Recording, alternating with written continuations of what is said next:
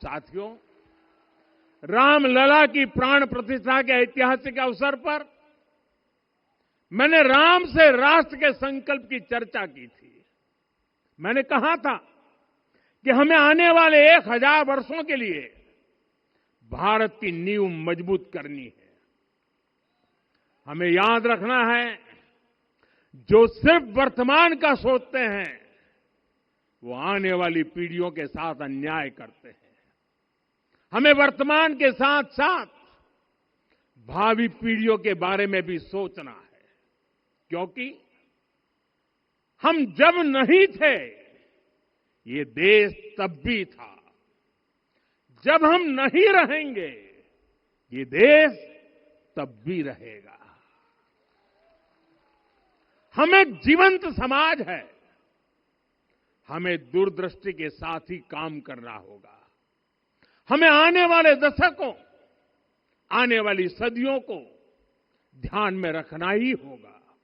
और साथियों, इसके लिए भी हमें प्रभु राम से सीखना होगा।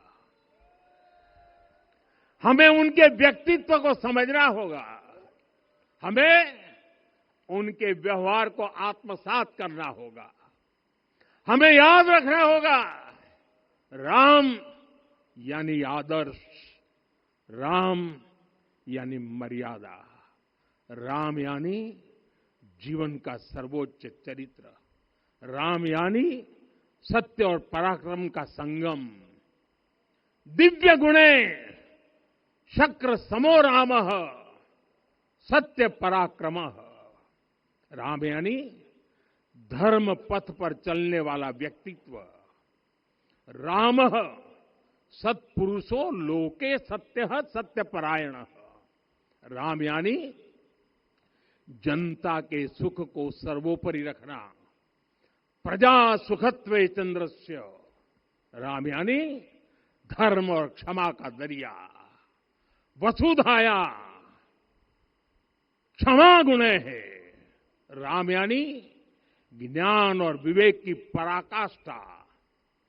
बुद्ध या बृहस्पति तुल्य।